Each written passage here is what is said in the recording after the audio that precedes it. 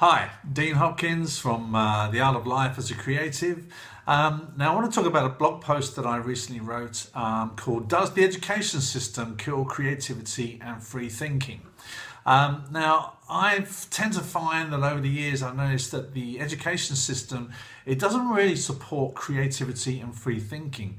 In fact, I think it actually has the opposite effect. I honestly find it a bit of a travesty when you see creative, free-thinking children completely have that passion knocked out of them by a system that, at its core, it actually seeks to condition conformity and herd mentality. As a creative myself, it really breaks my heart.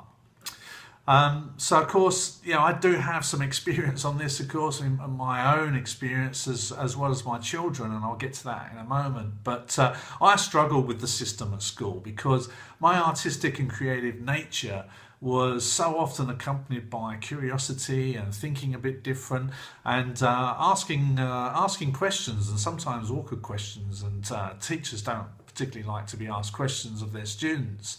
And I found that through my teenage years, I got pretty angry about that, actually. Now, I believe artistic ability and creativity often go hand in hand, along with free thinking. And this is what can cause conflict in systems that encourage conformity to a set standard. It's not exclusive. I know that there are plenty non-creatives like this too, but for the purpose of this post and this video, I'm focusing on creativity. Psychologist Paul Terence, he is a pioneer in creative research, and he said the creative kids in school are the ones who rail against the rules the hardest because they have no patience with ridiculous rules. Now, that certainly answers a few questions for me, but the thing is that was over 30 years ago when I was at school, and things must surely have changed since, or maybe not. Because if we now fast forward sort of 35 odd years later to present day, or just a little bit further back, with my own children, I found that they both showed natural artistic creative ability. And, nothing makes a dad prouder than when his children, are gifted with the same creative abilities as he has. I used to think that. I remember starting to think it was a bit more of a curse than a gift now.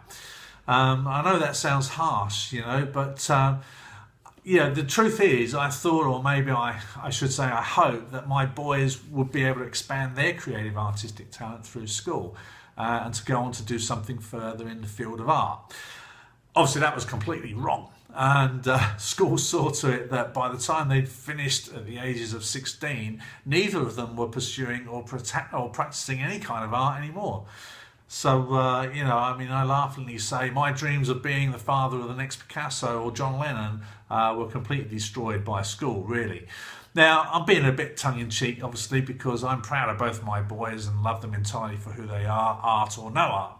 And the fact that they've since deprogrammed themselves and rekindled their creative or creativity with music does kind of cause a wry smile to jump across my face. But this really this illustrates the point of this post, and I've seen and heard this happening to a lot of others as well. Because parents really question the education system, especially when it comes to creativity. And maybe I was naive in that too. I'm thinking things had changed since my day. But obviously it hadn't. Now the school mantra is just so centered around academic success, sports achievements, and good grades to get a good job, to earn good money, and live a good, normal, happy life, whatever that is. I don't know. The smokescreen picture of a good, normal, happy life, though, it just distracts people, because naturally every parent wants their child to do well, to be well adjusted, to be intelligent, happy, successful, and to fit in and live a happy life, right? What parent wants their child to be an isolated, awkward, question of authority, creative type? And this is the thing, and naturally free schooling for everyone, it sounds like a great idea, right? Even though it's not really free and it's actually compulsory. Of course, that's another story. We're not going to go into that right now. But that's not the reality that we live in, is it, really?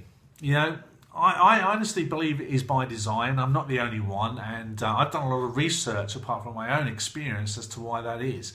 And what may surprise people is that this failing with schooling is not by accident or teacher incompetence, but it is by design. Now, I'm probably going to push things out on a limb a little bit here, so bear with me. Now, in Karl Marx's Communist Manifesto, he suggested 10 political points for every developed country. Now, number 10 was free education for all children in government schools, abolition of children's factory labour, and combination of education with industrial production. So state schooling was in fact brought into effect to support the industrial expansion of the West. And what this really means today is people actually being taxed to pay for the public schooling that trains our young to work for the system, which means now to work to pay off public debt. Author John Taylor Gatto is an author of many great books about the education system. He's a retired teacher. In his books, Dumbing Us Down, and Weapons of Mass Instruction, John explains that schools were designed by Horace Mann and Bernard Sears and Harper of the University of Chicago and Thorndike of Columbia Teachers College, and a few other men to be instruments of the scientific management of mass population. Schools are intended to produce, through the application of formulae and formulaic human beings whose behaviour can be predicted and controlled. Now, this agenda is hardly going to be brought about by encouraging developing, free-thinking, highly creative and curious students. And you may ask why I'm quoting Marx as well when we live in a democracy. Well, I don't want to get off the point here, but the underlying message is that our so-called democracies are closer to Marx's Communist Manifesto than people actually realise. Now, I don't mind admitting that Marx's manifesto, it's not all bad. You know, it has largely been demonised. You know, I'm not a communist, but there are points in there that are quite valid. I don't agree with all of it, but it raises some great points, especially when it comes to class struggle between the bourgeoisie and the proletariat.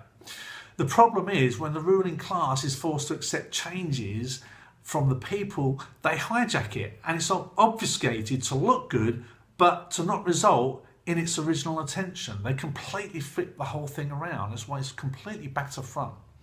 Now, this is I've got a good overview of an article on Communist Manifesto on the blog. It's called What You Need to Know About the Communist Manifesto. I highly recommend a read of that just to give you a bit of a perspective on what that manifesto actually contained.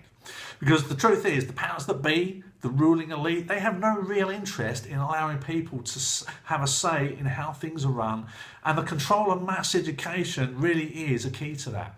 Yet having a say through democracy is a complete illusion. We are given to prevent us from asking awkward questions, or worse still, actually exercising people power and actually trying to change things.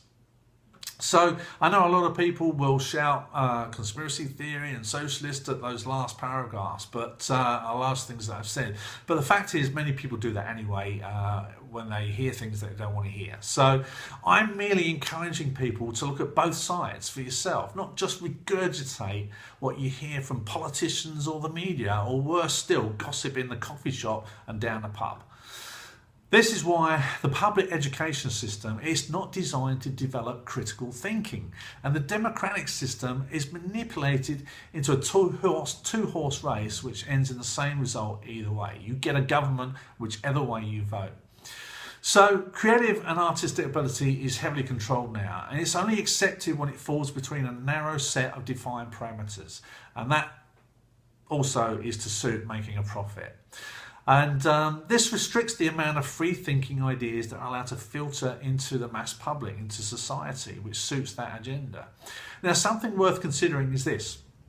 I don't know if you noticed, but the ruling elite send their children to vastly different schools to be educated, with vastly different curricula that includes a lot more education on the arts. I mean, in some of these elite schools, they even teach trivium quadrivium, which is a very is like the ancient Greek method of critical thinking.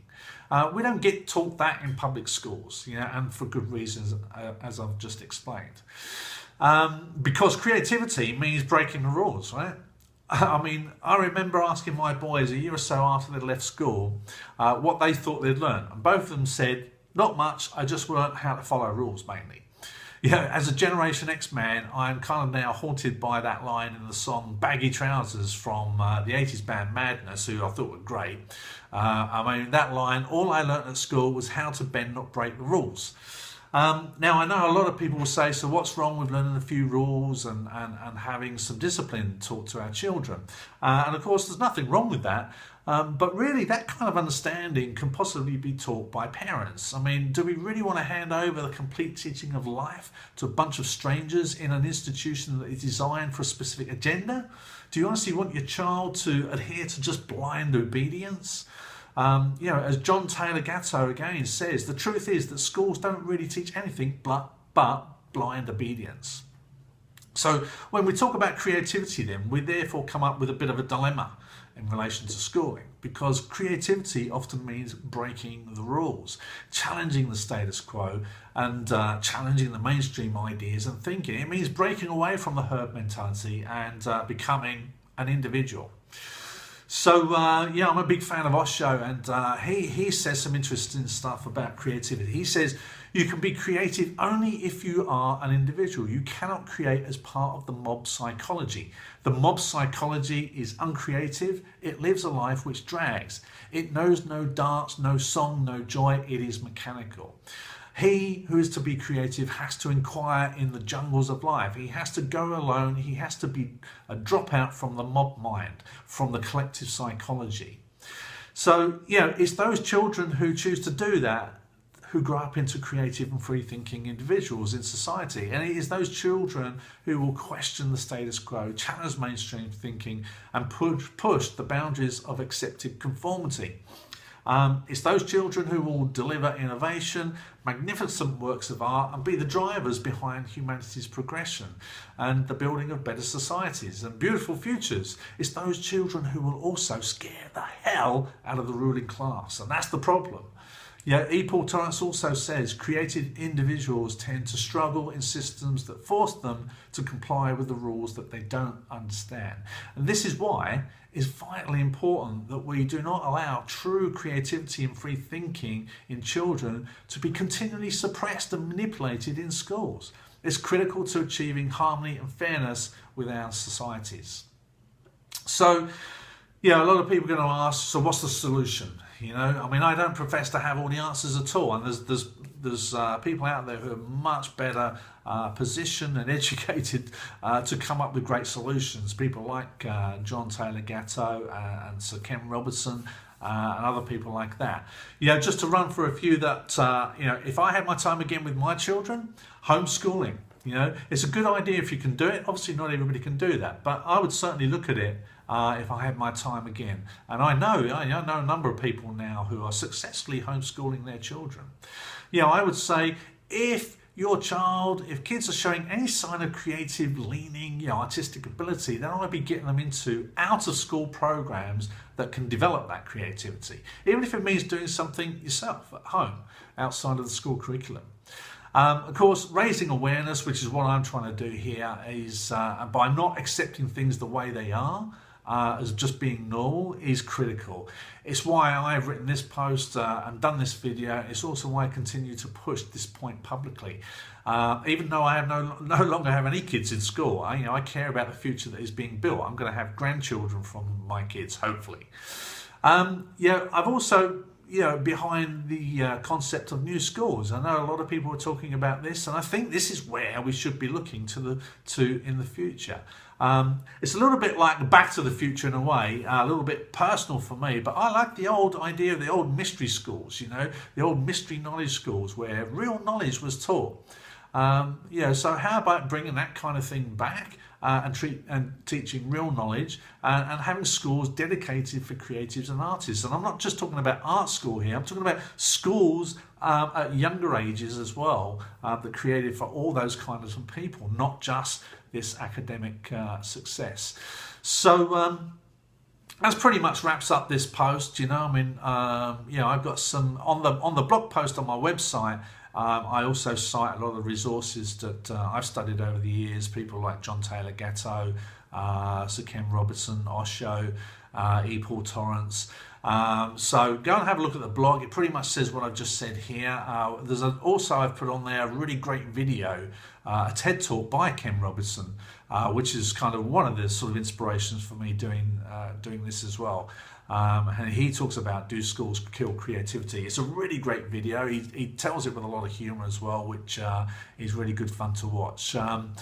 So that's the blog post for now. Go and have a look at on my website, djhopkins.net. I hope you get some value from it. And if you've got any ideas or any comments, please don't forget to comment, subscribe to my YouTube channel, subscribe to any of the free subscriptions on my blog. Have a great day and have a great life. Thanks. Bye-bye.